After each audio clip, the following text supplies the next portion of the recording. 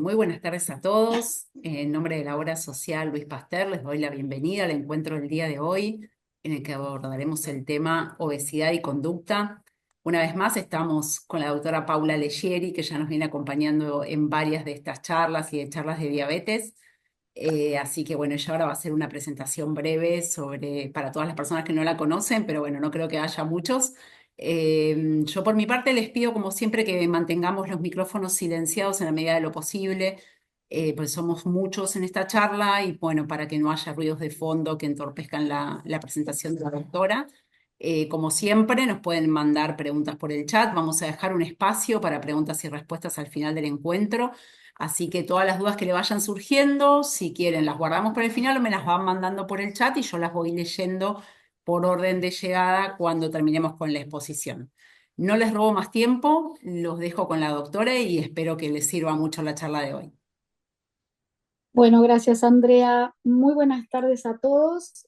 Bienvenidos a esta charla que es organizada por Luis Pasteur, donde, bueno, estoy muy agradecida por haberme convocado a darla. Estoy muy contenta de estar acá, encontrándonos de nuevo este año para poder hacer prevención. Y hoy vamos a hablar de obesidad.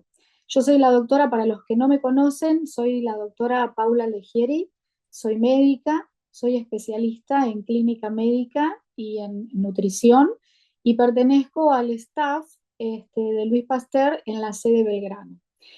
Hoy quiero hablar de obesidad, pero con un enfoque distinto a lo que uno se refiere a los alimentos. Lo que yo quiero transmitirles es de qué se trata la obesidad más allá del peso. Los pacientes vienen a la consulta y lo primero que dicen muchas veces, y bien dicho, es: buenas tardes, quiero bajar de peso. Y entonces yo lo que quiero transmitirles y hacerles entender que la obesidad es una enfermedad que es mucho más allá del peso, de la balanza, de la cantidad de calorías que uno consume, que abarca muchas otras cosas. Y lo primero que vamos a hacer es definirla. ¿Y qué es la obesidad? La obesidad es una enfermedad crónica que se produce por múltiples factores y que tiene un exceso de grasa corporal que nos compromete la salud.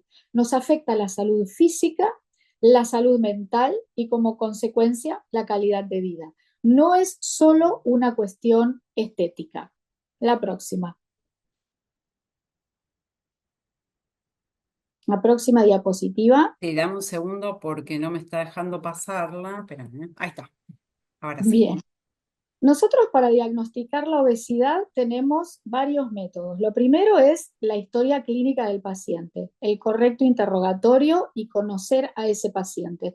Pero hay varias mediciones que uno puede o no hacerlas en la consulta que nos sirven para ayudar y para acercarnos al diagnóstico. La podemos medir, por ejemplo, a través del índice de masa corporal o IMC, que es un índice donde se calcula el peso dividido la talla por metros al cuadrado. Es decir, peso dividido talla, y esa cuenta, cuando nos da un valor mayor o igual a 30, nos dice que tenemos obesidad.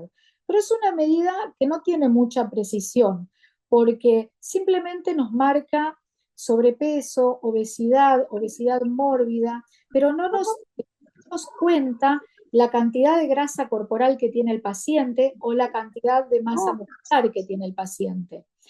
Tenemos otra medida que es la circunferencia de la cintura, que con 1 centímetro nosotros medimos a la altura del ombligo, y esta medida nos da un valor que, cuando es mayor a 88 centímetros en la mujer o 102 centímetros en el hombre, nos habla de mayor relación de la obesidad con enfermedades crónicas como la diabetes o como las enfermedades cardiovasculares. Es lo que se llama la obesidad visceral. Después tenemos otro índice también, que es el índice cintura-cadera.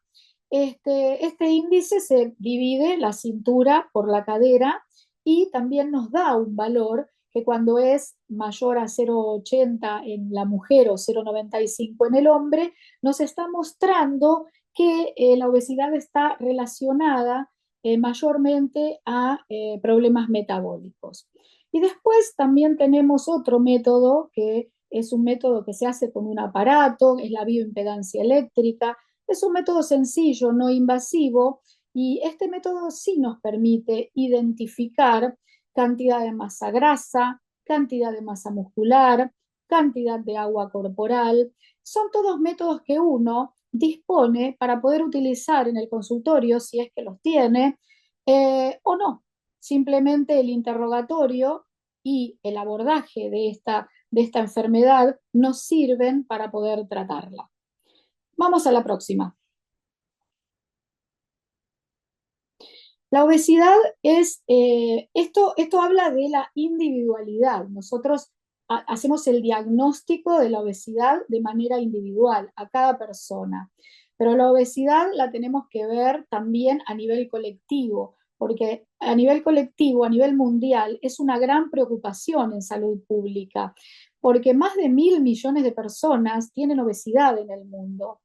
Y esto no solamente de todas esas personas, 650 millones son adultos, otro tanto son adolescentes y la obesidad infantil está en aumento. Entonces es una preocupación colectiva donde esta enfermedad requiere aprendizaje, requiere abordaje, educación, requiere concientización.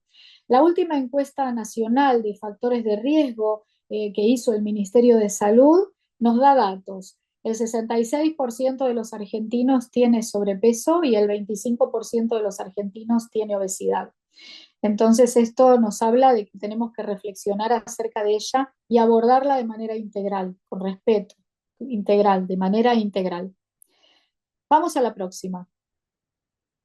El comienzo de la obesidad tiene distintas etapas. La obesidad puede aparecer en la infancia por malos hábitos en la conducta alimentaria, los chicos que están mucho tiempo en pantalla y ya son sedentarios, malas costumbres en la casa, el acceso rápido a los alimentos ultraprocesados que tienen, favorecen la aparición de la obesidad. Y tengo para decirles que cuando tenemos un niño con obesidad, tenemos un 80% de posibilidades de que tengamos un adulto con obesidad. ¿Por qué? Porque cuando la obesidad comienza en la infancia, empiezan a multiplicarse las células adiposas de manera acelerada y el cuerpo ya se resetea para la obesidad.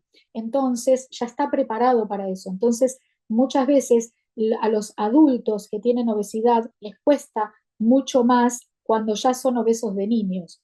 También tenemos la aparición en la adolescencia y también en la adultez. Los factores, distintos factores hormonales, el estrés crónico, el mal dormir, la mala alimentación, la influencia del entorno y el estilo de vida son el comienzo de esta enfermedad. Vamos a la próxima. La obesidad no tiene solamente una causa, la obesidad tiene todas esas causas y más. Factores genéticos es lo que es la base.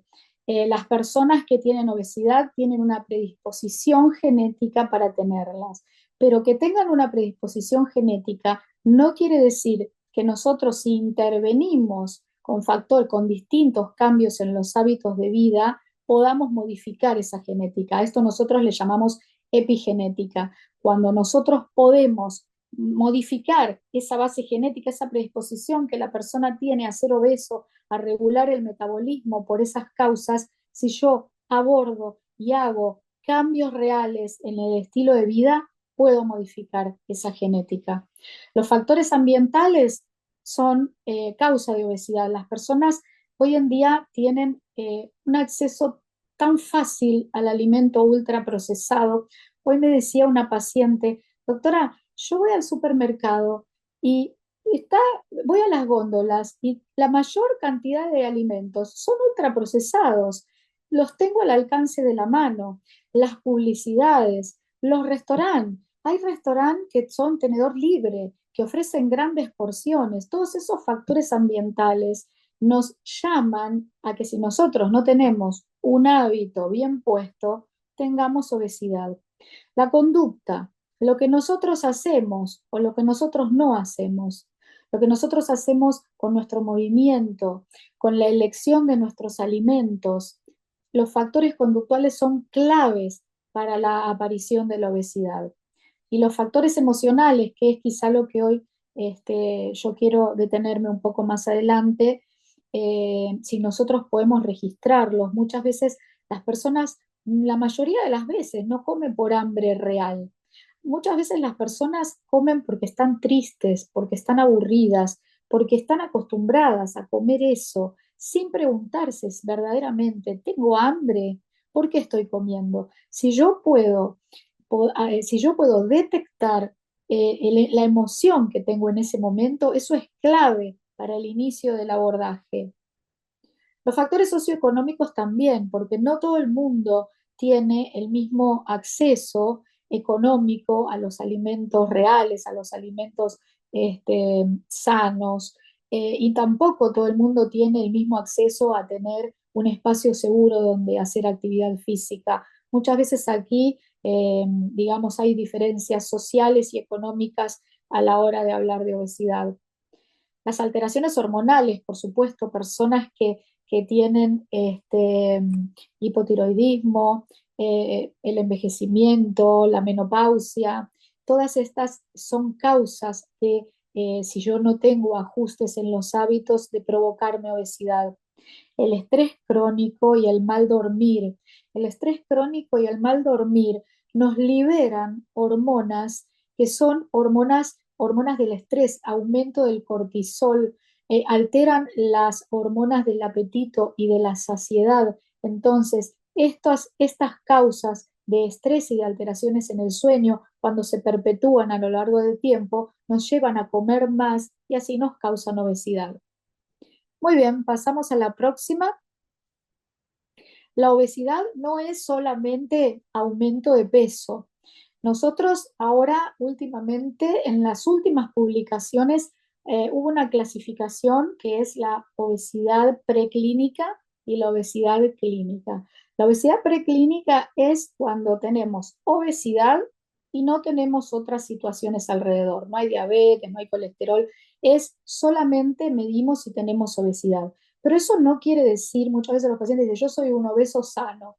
Muchas veces eso no quiere decir que no vayamos a tenerla, porque la obesidad es el punto de partida de todas estas enfermedades. Es el punto de partida de la diabetes, del colesterol alto, de la producción de hipertensión arterial.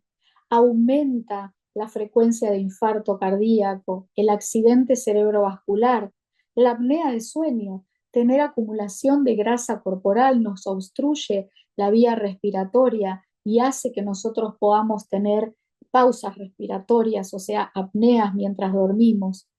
Todos, todos sabemos el impacto que tienen las articulaciones, cómo el sobrepeso nos resiente la cadera y las rodillas, nos limita en el movimiento. Todo esto nos trae aparejado este, alteraciones en la salud mental, la mayor predisposición a tener ansiedad, a tener depresión, baja autoestima. Todo esto hace la obesidad. Y muchas veces se habla también de que puede asociarse al aumento de la frecuencia de determinados tipos de tumores como el de mama o el cáncer de colon.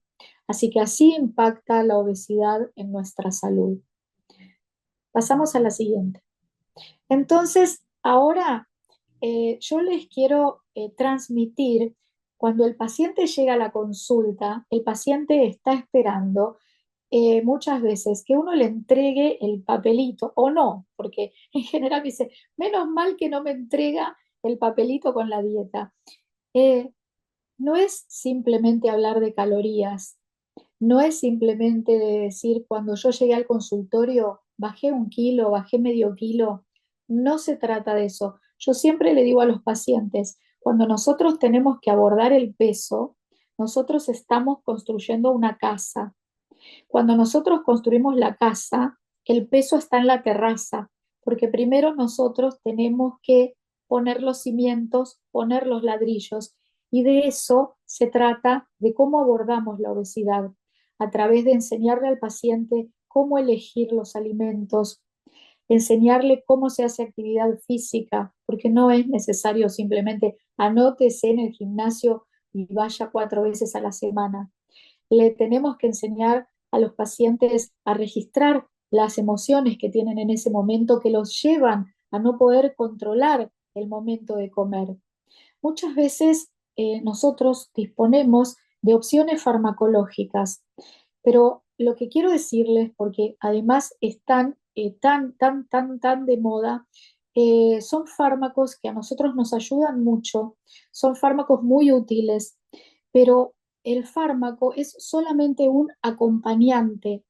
No es que yo voy a descansar en el fármaco, yo tengo que tener las bases, esos cimientos en saber qué alimento elegir, saber cómo me tengo que mover, saber cuándo registrar y cómo controlar esa emocionalidad que tengo hacia el impulso de agarrar el alimento y llevarlo a la boca. Si yo no tengo eso, el fármaco no sirve para absolutamente nada, porque al principio los fármacos hacen que el paciente baje de peso y baja de peso y baja de peso porque pierde apetito. Pero cuando el cuerpo se acostumbra a ese fármaco, el paciente empieza a tener apetito de nuevo. Y si ese paciente, esa persona, no trabajó sobre esos hábitos, no tiene herramientas. Entonces, al no tener herramientas, empieza a comer de nuevo. Y entonces ahí lo que se produce cuando nosotros utilizamos estos fármacos es la reganancia de peso y el paciente perdió tiempo y dinero, porque son caros, ¿no es cierto? Entonces, lo que yo le quiero transmitir con respecto al tratamiento farmacológico, que son muy útiles, pero que hay que saber cuándo usarlos. No es me siento en el consultorio y pido el medicamento, es trabajar sobre todo esto que les estoy transmitiendo. Y muchas veces cuando ya tenemos una obesidad grave y nos han fallado todas los abordajes en alimentación y actividad física y tratamientos farmacológicos, muchas veces es necesario recurrir al tratamiento quirúrgico de la obesidad, que hoy no nos vamos a ocupar de él, pero que sí lo que quiero transmitirles es que hay un compromiso mayor cuando uno se opera. ¿Por qué? Porque la adquisición del hábito tiene que ser mucho más comprometida porque nosotros estamos haciendo una intervención en nuestro cuerpo. Entonces, aquí el hábito que uno adquiera en cuanto a qué tengo que comer, cómo, cuándo, cuánto, es lo que nos va a garantizar que ese procedimiento sea efectivo y sostenible en el tiempo. Así que la obesidad la abordamos de manera integral. No es solamente le entrego la lista, señora, vaya, haga esto y venga el mes que viene que la peso. Es mucho más complejo que eso y mucho más interesante. Y para eso, la base de todo esto es tratar de generar hábitos. Cuando yo me doy cuenta que tengo obesidad y ya digo, digamos, como que tengo esa inquietud, voy a ir al médico porque tengo obesidad, yo tengo que saber de qué manera voy a tratarla, qué es lo que voy a hacer, cuáles son mis estrategias. No es simplemente el plan alimentario, eso es minúsculo. Acá lo que uno tiene que saber es que uno llegó a tener obesidad porque tiene hábitos malos ya instalados. Los hábitos son conductas repetitivas, automáticas, que el cerebro las hace sin que le cueste ningún trabajo. Hay hábitos malos y hay hábitos buenos. Cuando uno tiene obesidad es porque tiene acumulados malos hábitos en la conducta alimentaria, exceso en, es una balanza, ¿no es cierto? El aumento de la ingesta de alimentos que tienen alta cantidad de grasas, alta cantidad de azúcares, el consumo de esos alimentos en cuantía, en gran cantidad, sumado a una disminución del movimiento, lo que me hace es un desbalance energético. Ingreso más, egreso menos. Eso, trasladado a lo largo del tiempo, se transforma en obesidad. Ustedes ven cuando a veces me dicen, y yo fui aumentando de manera gradual. Es eso, es ese desbalance energético que se produce. Entonces yo tengo que pensar que eh, para poder abordarla, yo tengo que preocuparme y tengo que saber que esos hábitos que yo tengo malos, los tengo que transformar en hábitos buenos. Eso cuesta mucho trabajo, porque el hábito malo, el cerebro lo hace sin trabajo, sin pensar, de manera automática. Cuando yo quiero trasladar ese hábito malo a ese hábito bueno, es un desgaste de energía, donde yo salgo de una zona de confort y donde tengo que estructurar la estrategia para darle esa señal al cerebro para que la aprenda, para que la ponga en marcha y para que ya la tome como hábito. Es decir, que la repita de manera automática. Es decir, yo tengo el hábito de consumir azúcar, entonces tengo que darle mi señal, tengo que empezar a generar una estrategia para dejar de consumirla. Cuando yo lo intento, no me sale, practico otra estrategia, no me sale, la practico. Y eso, esa práctica de hábito, porque el hábito no es decir, bueno, ahora usted no va a comer azúcar. Eso no es un hábito. El hábito es cuando yo le doy las herramientas al paciente para que practique cómo hace para dejar de consumir el azúcar, para dejar de consumir la bebida gaseosa. Entonces, cuando el paciente empieza a practicar, a practicar, a practicar, se cae, se levanta, se va a la banquina, vuelve a la ruta. Ese es el trabajo que se hace en la consulta médica. Cuando el paciente empieza a practicar, el cerebro va tomando esas señales. Entonces, un buen día, cuando pasó un tiempo, uno dice, ya no como más azúcar, yo ya no elijo más, yo no sé cómo hacía antes para comerme un cuarto de helado, ahora ya no lo como más. Ese es el hábito. Uno tiene que estar dispuesto a salir de la zona de confort que lo lleva a lo que está haciendo habitualmente, sentirse incómodo en este trabajo para después lo que le devuelve es el otro hábito y eso es lo sostenible. Vamos a la próxima. Bien, enfoque emocional y hábitos. Muy bien. Eh, la gente, nosotros, todos nosotros, muchas veces existe lo que se llama hambre real y existe lo que se llama hambre emocional. La gente muchas veces come por ansiedad, por tristeza, por enojo, por el automatismo de este hábito del cual yo me explayé. Este, y la primera pregunta que yo me haría cuando yo me enfrento a un alimento es, o cuando voy a comer, ¿de verdad tengo hambre? O si yo me doy cuenta, porque el hambre real es un hambre que puede esperar, es un hambre que yo voy sintiendo, tengo una sensación, me doy cuenta que no he comido, que me toca la hora del almuerzo, voy teniendo esa sensación de languidez, esos ruiditos que me dicen, bueno, tenés que comer. Pero puedo esperar a que esté la comida, me da lo mismo comer una verdura que comer otra cosa. En cambio, el hambre emocional es ese hambre que no puedo controlar, que yo llego del trabajo, voy a mi casa, paso por la heladera y agarro lo primero que encuentro y me lo llevo a la boca. Eso es lo que hay que poder controlar. El primer paso, no sé si es el primero o el segundo, porque el primero es saber que tengo que abordar esta enfermedad no fijándome en el peso ni en las calorías. Tengo que generar hábito y tengo que ir a aprender a la consulta médica a lograrlo. Y el otro que ya me perdí, no sé si es el segundo, tercero, cuarto, es detectar si es hambre real o si es hambre emocional. Porque si es hambre real, después vamos a hablar de cómo vamos a comer. Pero si es hambre emocional, mucho más allá de que uno tiene que, por supuesto, que hay situaciones en las cuales uno necesita asistencia por un profesional, asistencia psicológica para ir acompañando, pero mucho mientras uno va analizando, que es muy importante la terapia psicológica, uno tiene que hacer algo en el aquí y en el ahora, que son estrategias cognitivo-conductuales, que son estrategias aquí, ahora, sin, no son simples, pero son del aquí y ahora, para poder, en vez de ir a la heladera, ir para el otro lado. Entonces, de eso se trata este enfoque.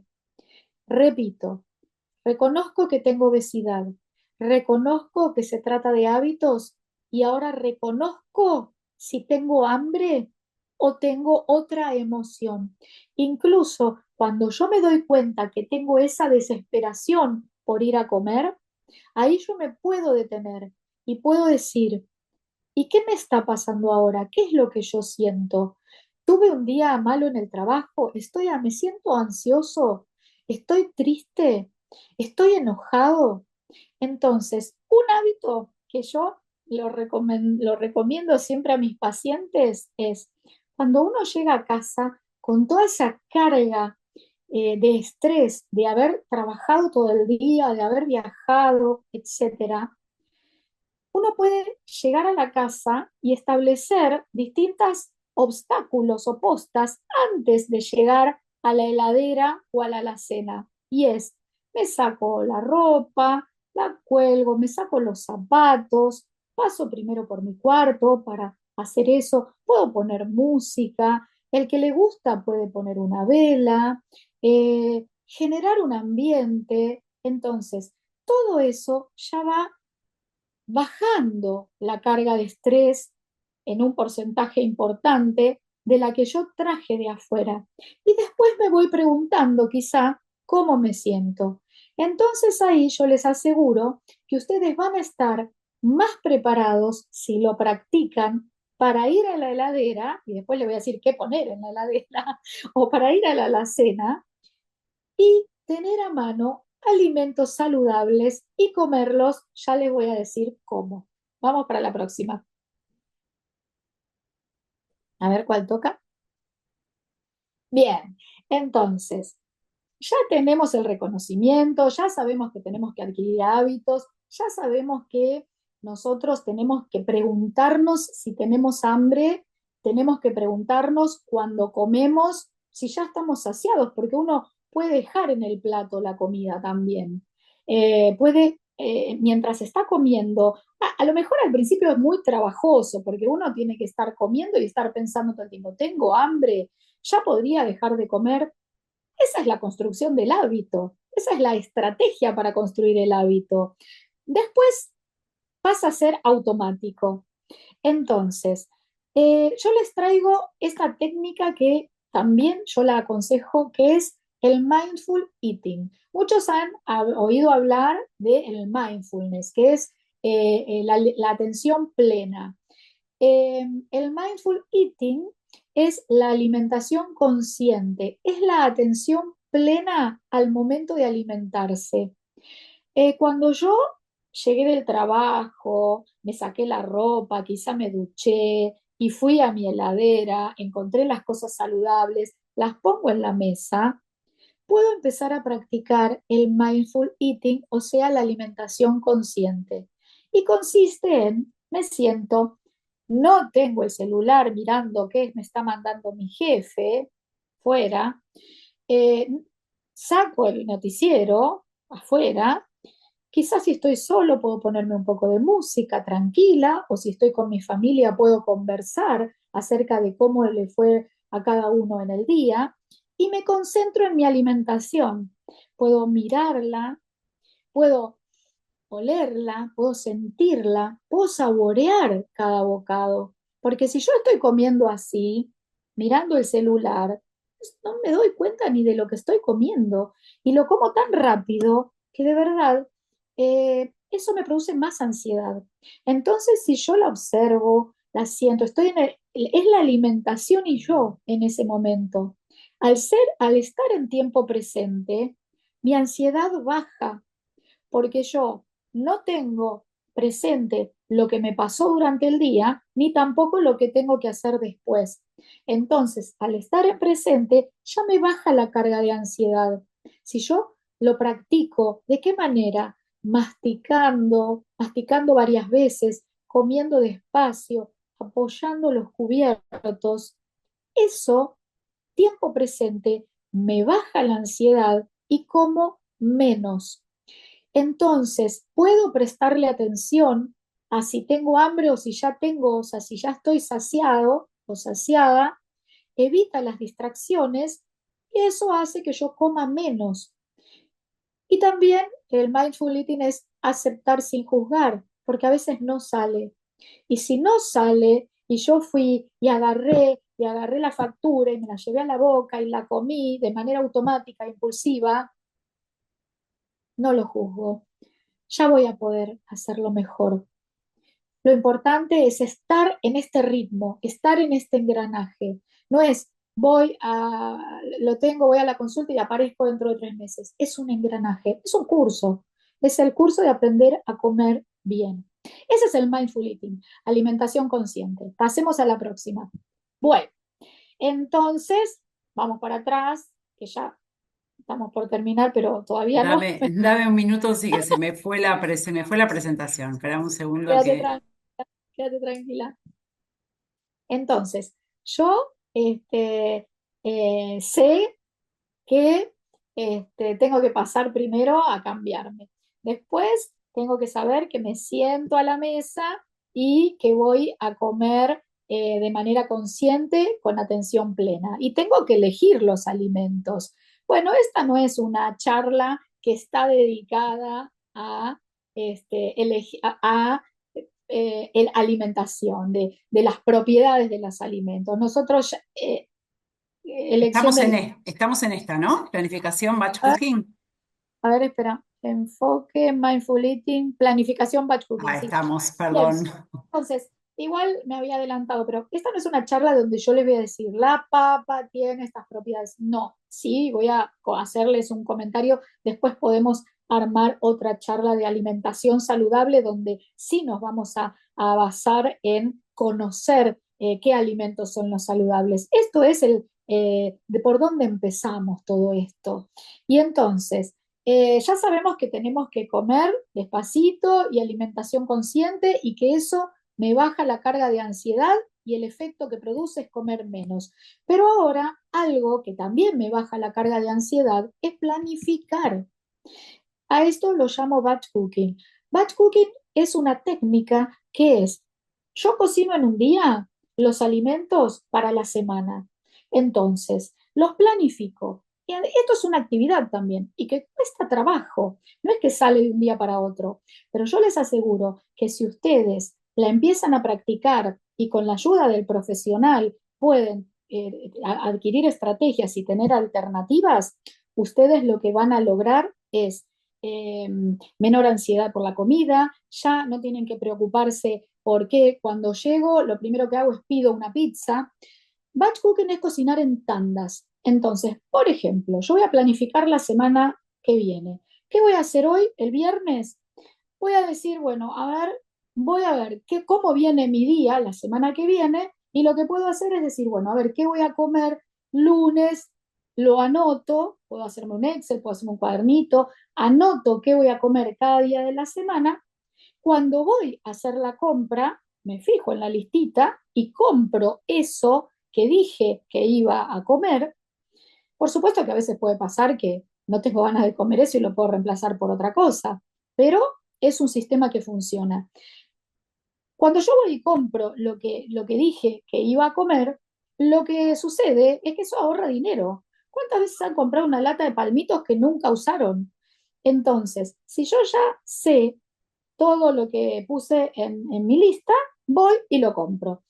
Y después, por ejemplo, el domingo tengo contenedores, los tuppers, yo uso los de vidrio, eh, esos de marca conocida que tienen la tapita roja, porque el vidrio no le saca las características, mantiene el sabor, los olores de los alimentos, contiene las texturas, son mejores conservadores. Entonces, uno dice, bueno, a ver, a mí me toca, yo voy a comer arroz 2 veces a la semana. Cocino arroz integral, lo pongo en el tupper. Rayo zanahoria, la pongo en el tupper. Quinoa, la pongo en el tupper. Lentejas que cociné, que las remojé, tupper. Garbanzos, huevos, hasta puedo hervirlos. Compré churrasquitos de pollo donde yo los tengo en el freezer y si el lunes me toca comer churrasquito de pollo, cuando me voy a trabajar, bajo el churrasquito de pollo del freezer a la heladera y cuando llego ya tengo, me pongo en el bowl la zanahoria, el huevo, el tomate, la quinoa y pongo el churrasquito que ya tengo desfrizado y comí. Entonces, esa planificación disminuye el estrés. A mí me saca el estrés de saber qué es lo que tengo que cocinar cuando llego cansado, porque ya tengo la mitad o casi todo el trabajo hecho. Y además hace que yo tenga al alcance de mi mano alimentos saludables y no ponga el dulce de leche, que también puede estar, porque no es que uno dice ultraprocesado, demonio total. El ultraprocesado está, existió y va a existir siempre, pero el ultraprocesado, ese alimento fabricado por la industria, eh, tiene que tener un momento para comerlo. Uno tiene que saber cuándo, cuánto, de qué manera, en qué cantidad. El ultraprocesado, la idea no es hacer algo restrictivo que coma solamente lechuga y tomate todo el tiempo. El ultraprocesado está y va a estar. Lo importante es saber cuándo lo pongo y de qué manera. Entonces, esta planificación hace que yo pueda tener al alcance de mi mano alimentos más saludables. Vamos a la próxima. Y bueno, y la elección de alimentos. Hoy doy chiquitito, ¿no es cierto? Después vamos a armar una que ya la dimos el año pasado de alimentación saludable. Pero en líneas generales, yo tengo que saber que tengo que comer alimentos reales. Las frutas en general son 3 porciones diarias. A las frutas conviene comerlas por separado, no comerlas todas juntas, porque como tienen hidratos de carbono, si yo como todo junto, me aumenta el índice glucémico y aumenta rápido el azúcar en la sangre. En cambio, si yo como una manzanita por acá, media banana por acá y un poco de pera por acá, 3 porciones por día, vamos bien. El vegetal, como está ahí en la fotito, tiene que ocupar medio plato, siempre, porque me aporta volumen, me da fibra y entonces eso hace que me dé saciedad y además los micronutrientes que tienen los vegetales son vitaminas y minerales. Los vegetales crudos, cocidos, nunca fritos. Ojo con el boqueado, porque el boqueado puede ser un pseudo fritado. El boqueado tiene que ser o con un poquito de agua, con fritolín, o con un chorrito chiquitito de aceite. Eh, Al vapor, por supuesto. Al vapor es aconsejable. Después, en el otro cuarto de plato, yo tengo medio plato de vegetal. En el otro cuarto de plato, a los que no son vegetarianos, ponen las proteínas magras, la carne roja. El pescado yo lo pondría en primer lugar. Hay que acostumbrarse a los que le gusta comer pescado. El pollo, el cerdo, la carne roja.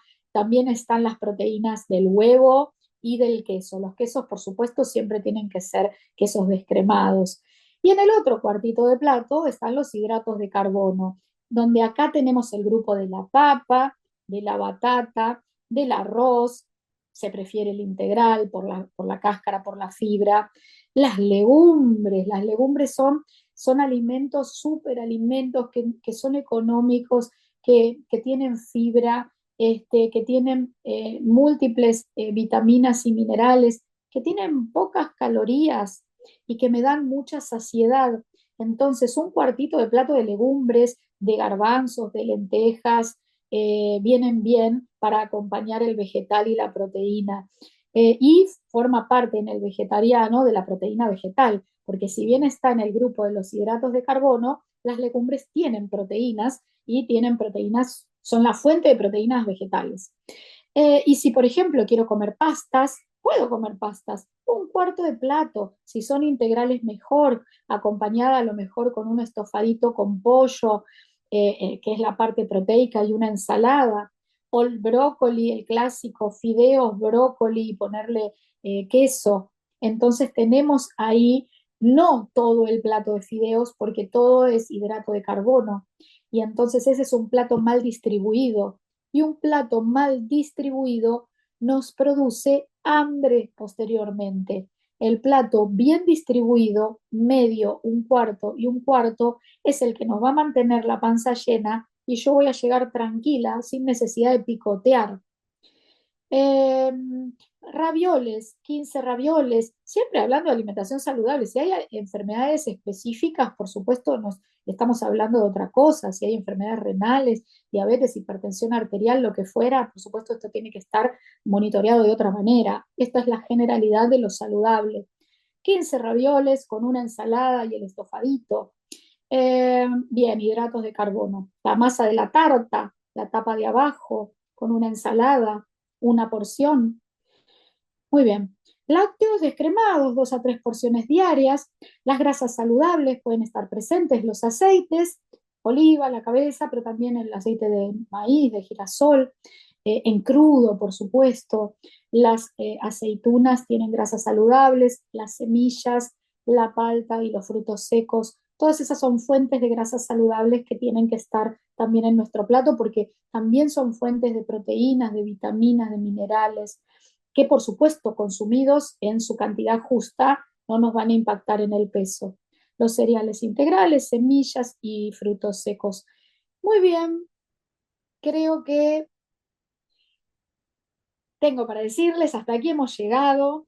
Tengo para decirles, primero que muchas gracias por haber participado, por haberme escuchado y por haberse dedicado ustedes este espacio para reflexionar, para concientizar y para entender un poquito más de qué se trata, de que esto va más allá del peso y de las calorías y de que no se frustren cuando uno llega a la consulta y no bajó 1 kilo en la balanza. Acuérdense que el peso está en la terraza y estamos construyendo los cimientos. Y esta frase que puse, que cada recorrido es personal y que cada pequeño cambio suma a nuestro favor y que vale la pena seguir intentando. Muchas gracias.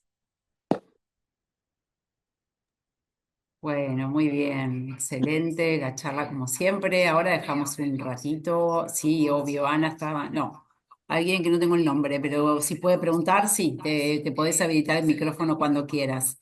Ah, no, no sale mi nombre, No, Alejandro. Alejandro, perfecto. Ah, Hola ok. Alejandro, ¿cómo Ah, estás? ah, ¿Lo puedo ver? ¿Lo bien. puedo ver o no? A ver, no sé si tenés la cámara encendida, Ah, Alejandro. Sí, sí, tengo la tengo vista de encendida. galería. Ahí puse, mira, ahí veo Ahí, ¿nos ves a todos? todo Sí, bien. Bueno, buenísimo. ahora Te sí. escuchamos, Alejandro. Hola, doctora, buenas tardes. Gracias por su exposición y gracias a Luis Pasteur que siempre la recomiendo. Trabajo con salud mental y este tema es recurrente, por eso me parece muy interesante. Ahora, quería preguntarle, es muy interesante el concepto de hambre real y hambre emocional, ¿no? Porque justamente la obesidad tiene eso, no se satisface, entonces todo el tiempo es más, es hambre, ¿no? El En, hambre de con- siempre. Claro, entonces, claro, en mi caso lo planteo como hambre inconsciente, como usted habla de alimentación consciente, es hambre inconsciente. En contrapartida, tenemos no tengo hambre, sí, y ahí tenemos anorexia, ¿no? Sí, Entonces, la pregunta, usted habló de prevención, ¿no? Y ahí digo, bueno, ¿cómo pensar la prevención cuando somos sujetos que nacemos en, por lo menos Occidente, en sociedades que están atravesadas por discursos como no me come, no comas porque vas a engordar, o ¿no? Estos discursos que ya se escuchan y que sí, van conformando un sujeto que después sí. es muy difícil vivir, digamos, porque la comida y la boca como órgano son, bueno, es el tema, es Es el tema. el tema. Es el tema y es el primer tema.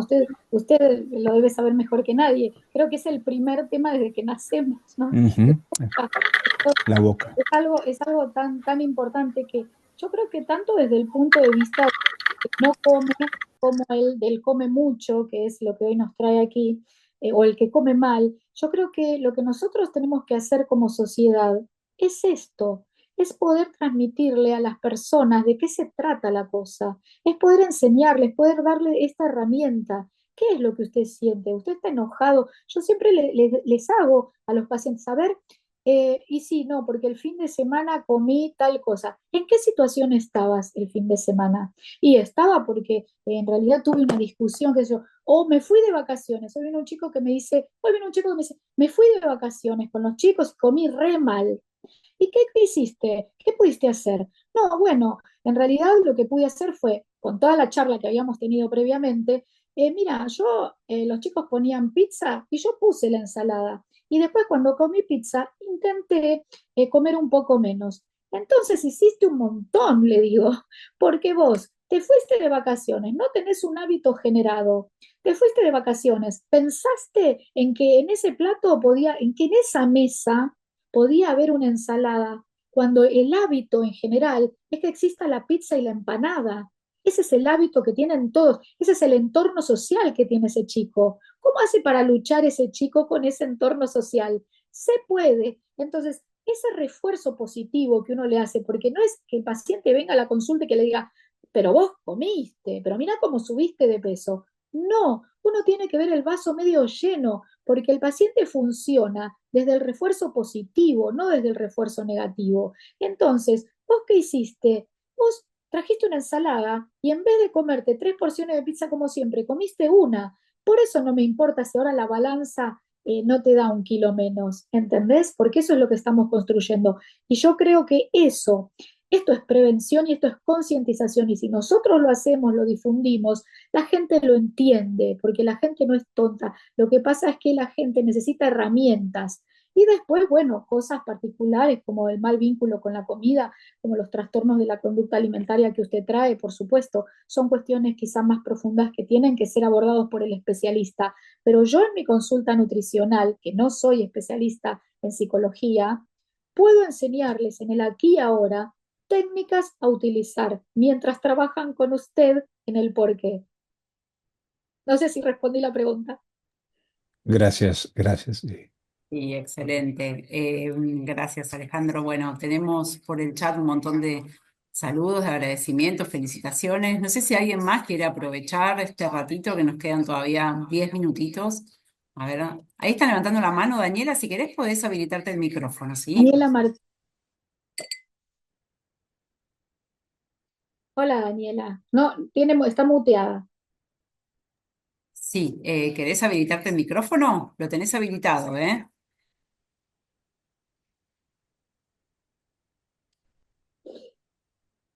No te escuchamos, Daniela. A ver, que yo te voy a mandar acá a solicitar, a ver si ahí podés.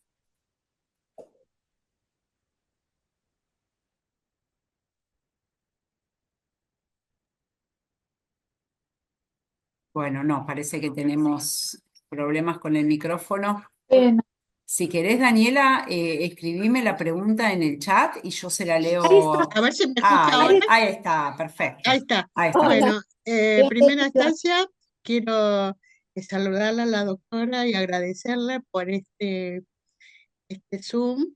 Y digamos, hay muchas cosas que pronunció la doctora que tengo que trabajarlo, ¿no es cierto?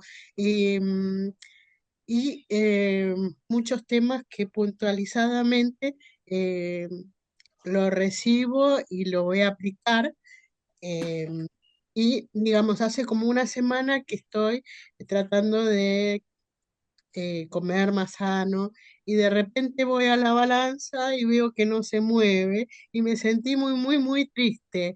Y a la palabra que dijo la doctora, que no se sientan frustrados, es algo que me encantó. Me encantó porque uno tiene que seguir adelante y tratarlo y no decepcionarse y ya va a llegar el momento en que se pueda controlar todas estas emociones, igual que Te el tema repito, de no dormir.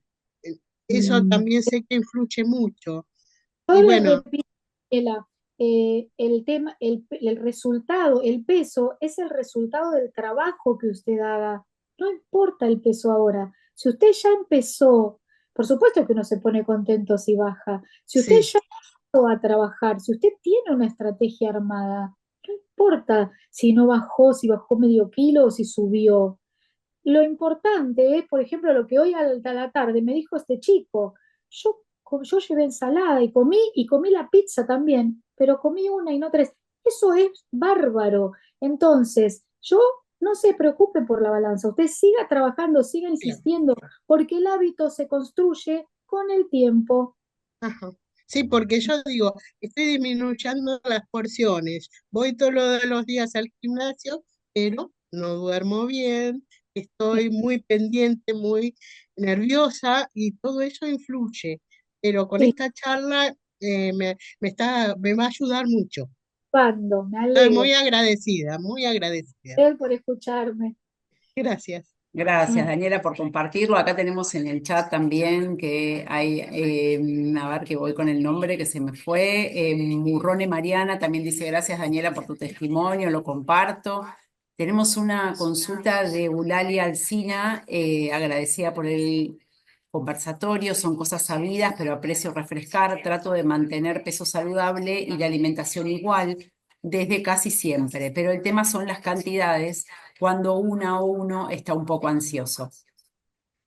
en realidad, yo ahí me encanta la expresión, son cosas sabidas, son cosas escuchadas, son cosas que parecen obvias, pero eso es una cosa, pero la puesta en práctica de esas cosas sabidas es una cosa muy distinta.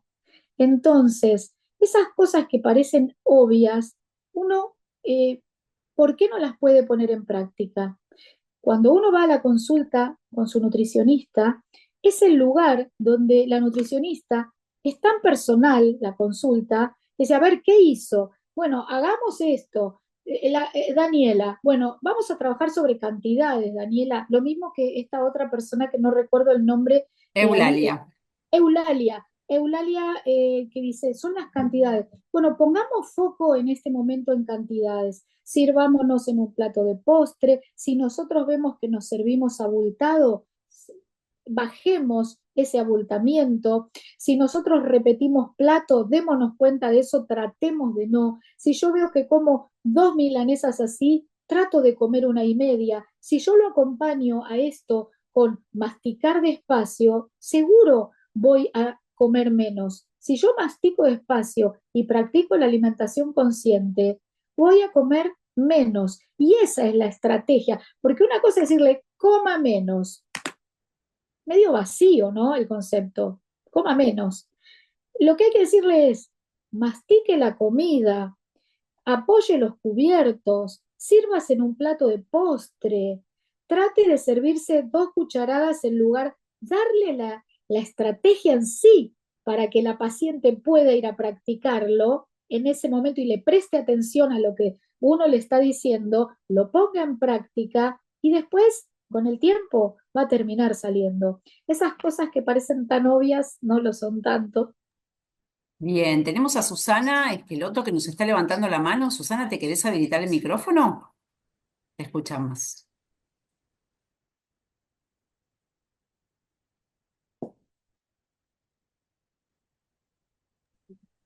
¿Podés? Si no te mando desde acá. Ahí está, ahí te escuchamos. ¿Ah? Bueno, buenas tardes a todas. Un Hola, gusto buenas y tardes. encantada con su charla. La pregunta es, ¿podríamos recibir eh, las diapositivas que usted mostró? Supongo que sí, claro. Andrea, ¿qué decimos? ¿Podemos?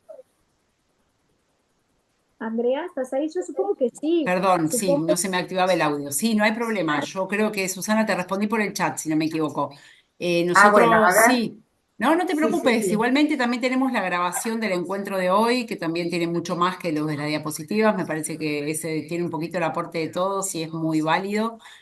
Ah, Así que bueno, te bueno. podemos la compartir la grabación también. ¿Dónde Eh, aparece la pasión, las Andrea? grabaciones, generalmente nosotros tenemos una biblioteca dentro de nuestra página que es exclusiva para afiliados de Luis Pasteur y que se las compartimos a todos los que la quieran ver.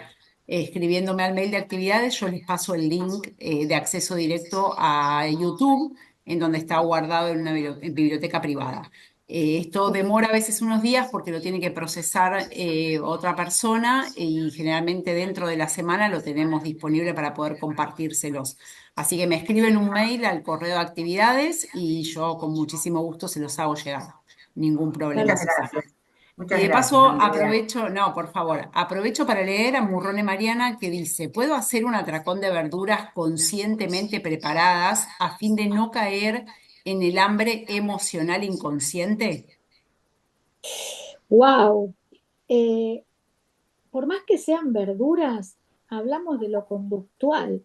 Y entonces, yo entiendo que, por supuesto, que si vos en este momento no puedes hacer otra cosa y vos estás trabajando ese atracón, por supuesto que voy a preferir las verduras al cuarto de helado. Pero creo que acá lo más profundo es trabajar sobre el por qué tenés esa situación de atracón y tratar de trabajarla para evitarla, para disminuir la frecuencia, porque dentro de los trastornos de la conducta alimentaria que hablaba nuestro colega, en cuanto él hablaba de lo restrictivo, del no comer, también está el atracón y el trastorno de la conducta de vomitar después de que comí. Entonces son todas situaciones que también tienen un origen más profundo para analizar. Acá sí yo en general lo recomiendo siempre, por supuesto, el apoyo profesional con el psicólogo y desde la consulta nutricional tratar de ir a evitar el atracón. Más allá de que sean verduras, tratemos de evitarlo y una forma de evitarlo es empezar, hacer esto de lo que dije, de empezar a establecer dificultades antes de llegar a la comida. No tengas esa comida a mano. No dejes de comer durante el día, porque cuando vos pasas hambre durante todo el día, eso te predispone al atracón. Si vos comiste a la mañana y después su próxima comida es a las 5 de la tarde, y vos tenés la predisposición a hacer atracones, los estás favoreciendo. Tenés panza llena siempre, panza llena de cosas buenas. Respetá tus horarios de comida.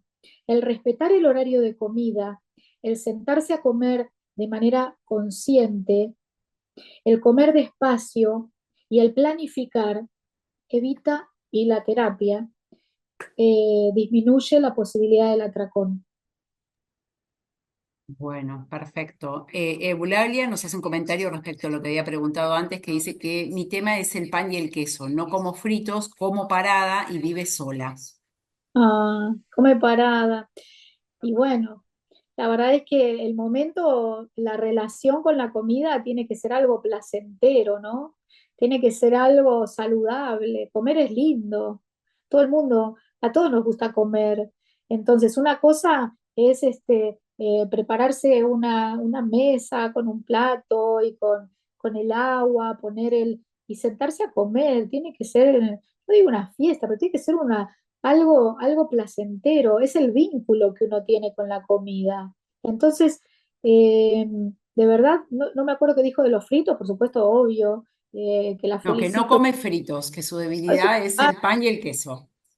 y bueno, con el pan lo que yo le puedo recomendar, porque las harinas también, cuando uno come hidratos de carbono refinados, eso adentro de nuestro cuerpo lo que nos provoca es ganas de seguir comiendo, ¿no es cierto?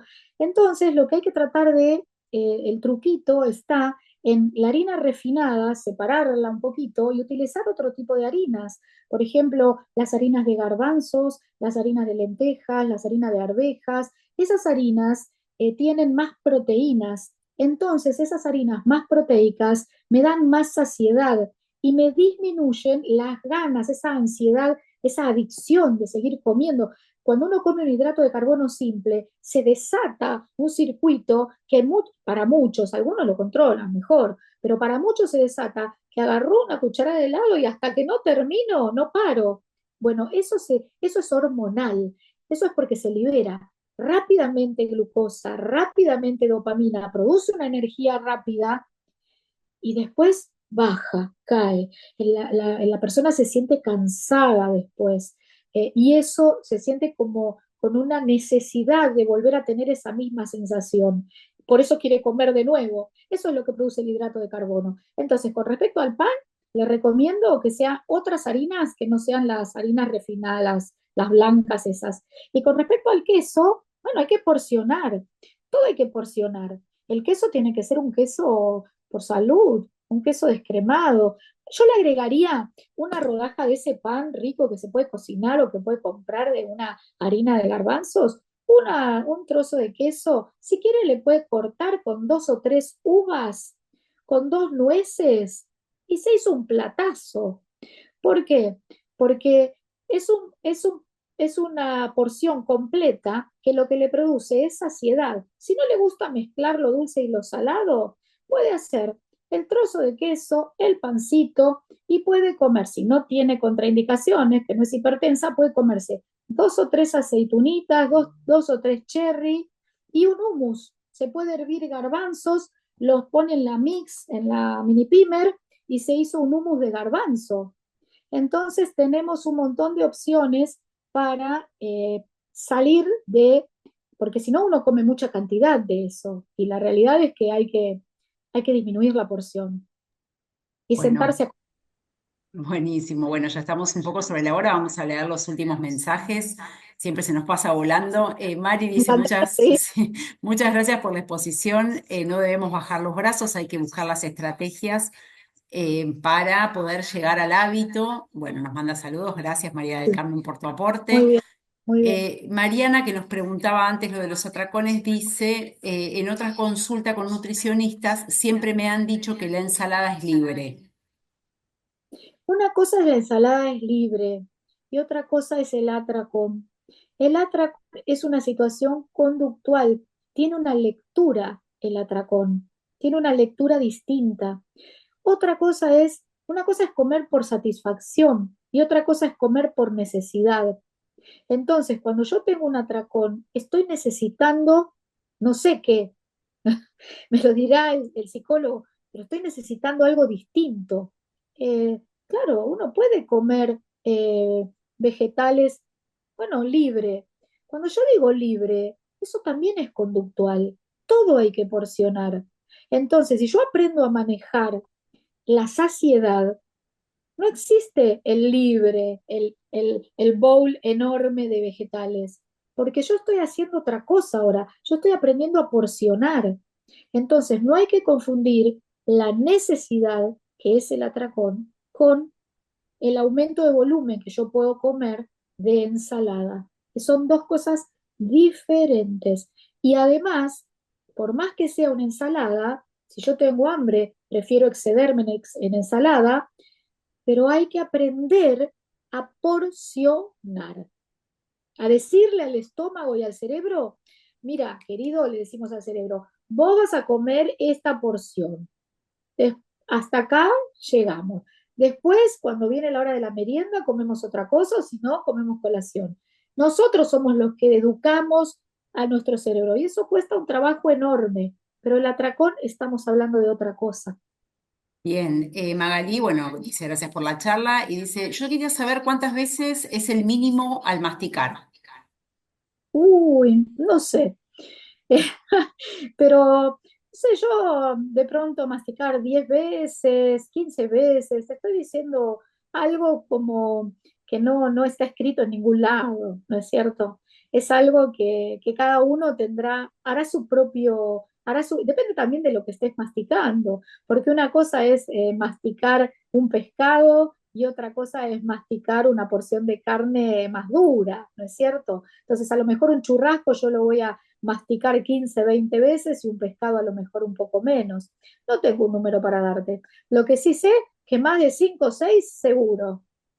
Bien, bueno, Jorge nos dice una pregunta que nos hacemos seguramente todos, ¿por qué lo más rico hace mal? Mm. ¿Sabes por qué? Es una re buena pregunta. Lo más rico se le llama hiperpalatable.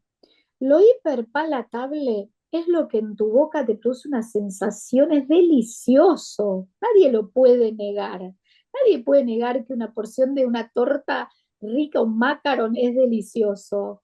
A mí también me encanta. Pero ¿sabes qué pasa? Es tan tramposo, porque el hiperpalatable tiene aditivos que están hechos por la industria para que vos tengas ganas de seguir comiendo, ¿entendés? Entonces, eso es lo que pasa. Es delicioso, pero es tramposo.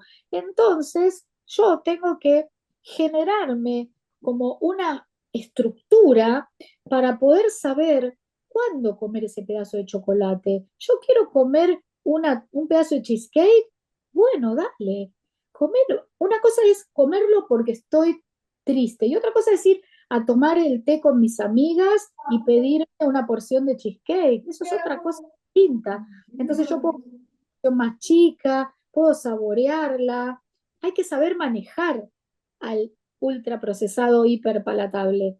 Por eso hay que adquirir herramientas para que no nos gane. Bueno, buenísimo. Vamos a leer los últimos 4 mensajes. Nos dice alguien que no lo tengo con nombre, dice, tengo colon irritable y por lo tanto las verduras y lo integral me mata. ¿Qué puedo comer? Bueno, eso es algo personal porque es algo que tenés que descubrir con la ayuda de tu nutricionista, porque todos los colones irritables son distintos. Entonces, hay síndromes de intestino irritable que le caen, hay que ir probando.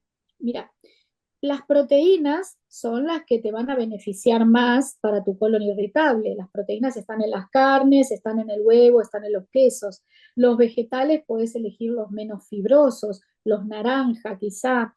Y cuando hablamos de los verdes, que son los más hiperfermentativos, o las lentejas, hay distintas técnicas también para cocinarlas y para probar. Ese trabajo lo tenés que hacer con tu nutricionista, porque quizá yo a veces les hago probar de a una cosa por vez. Por ejemplo, la lenteja, me cae mal, qué sé yo, remójela, señora, con un chorro de vinagre, déjela 24 horas en remojo o póngale una hoja de alga kombu, que es una alga que se pone, que el alga se come todo el gas de la lenteja.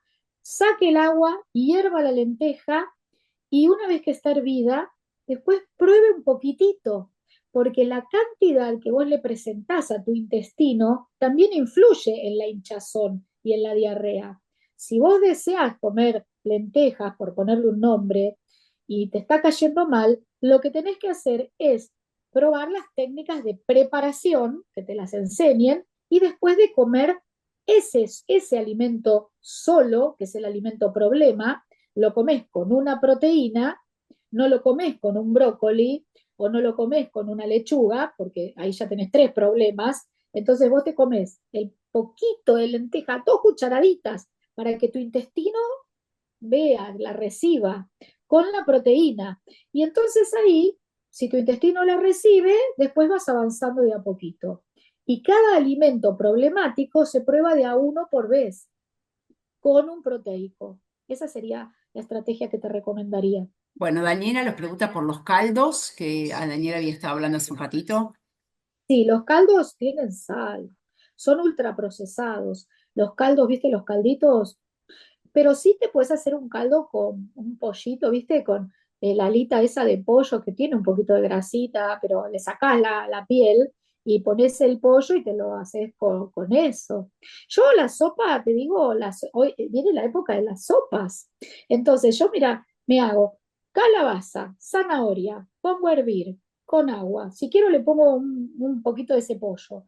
La mixeo, la dejo en la heladera en un tupper para tenerla para 3 4 días. Y después cuando llego a casa cansada, ahora bajo y me hago, ya la tengo en una taza y le pongo media cucharadita de cúrcuma una vez que la calenté y unas semillas que pueden ser o de girasol o de zapallo que son bárbaras. Y tenés una sopa riquísima. Buenísimo, ese dato lo voy a anotar, me encantó. Amo la sopa. Bueno, y leemos ya el último. Magalí nos dice, me anoto a la próxima charla. Buenísimo, te esperamos. Dale. Nos pide que La les próxima, tiremos un poquito para poder hacer preguntas y con un poco más de tiempo. y la Eh, próxima, ¿qué, Andrea? sí. La próxima creo que va a ser de diabetes la que voy a dar, pero que ellos también propongan, Sí, porque claro, siempre nos sirve, siempre. Al mail de actividades, todas las sugerencias son bienvenidas y son direccionadas al sector del área médica, que hay un área específica que trabaja con lo que es programas de prevención. Así que todas las sugerencias son más que bienvenidas. Bueno, acá nos decía Magalí, aparte, gracias por el tiempo, bueno, prestado y por brindarnos la charla. Un gusto, Magalí, un placer que Bueno, hayas estado con nosotros. Bueno, también acá agradecen todos los consejos. Así que, bueno, muy interesante, como siempre, yo me quedaría escuchándote por horas. La verdad que me gusta mucho el tema. Y bueno, les agradezco a todos en nombre de la obra social que hayan estado presentes. Un placer para nosotros poder poner nuestro granito de arena para, bueno, para que tengan una mejor calidad de vida siempre. Así que, bueno, acá todos quieren otra charla. Vamos a hacer, bueno, vamos a hacer, les prometo sí, que claro. vamos a encarar otra. Espero poder hacerla en Podemos hacer, mayo. podemos hacer una interactiva donde estemos todos juntos de pronto y bueno, y se arme, ¿viste? Como Daniela que participó, como la chica del colon irritable. Entonces que cada uno traiga algo que quiera hablar, tipo como un tallercito, ¿no? Algo que quieran hablar y podemos ir avanzando en lo que sería en un formato de alimentación saludable, ¿no? Sí, me parece buenísima la idea. Ahí tenemos que achicar un poco a veces en la cantidad de gente para que se pueda dar, que todos puedan participar y bueno, y el ida y vuelta sea un poco más dinámico, pero obvio, Bien, sí, sí, sí, obviamente que todo aporta. Yo lo voy a transmitir igualmente al sector para ver qué me dicen. Y bueno, y como bien, hacemos siempre, siempre que planificamos estas charlas, las mandamos por mail, así que van a tener disponible el formulario de inscripción para que puedan participar. Y como siempre está abierto el canal de actividades donde me pueden hacer todas las preguntas que quieran, incluso si quieren preguntarle algo a la doctora, bueno, yo puedo hacer de intermediaria como para que les llegue el mensaje. Y bueno, espero que mañana tengan todos un excelente día, el Día del Trabajador, feliz día para para todos. todos, la verdad, más que merecido seguramente. Yo Los que les, trabajan en la casa, los que trabajan en los todos. trabajos, Los que todos. trabajamos de mamá y papá, los de todos, todos, la verdad que todo vale y un montón. Así que bueno, nada, yo les mando un saludo enorme a todos, que pasen un excelente fin de semana. Gracias, Paula, gracias No, a ustedes, infinitas. Sabes que soy tu un fan. placer. Así Gracias, que un nada, placer, me un placer. encanta todo. Y bueno, como siempre, buen fin de semana y quedamos disponibles para lo que necesiten. Gracias, muchas Muy buenas gracias. noches, adiós. Buenas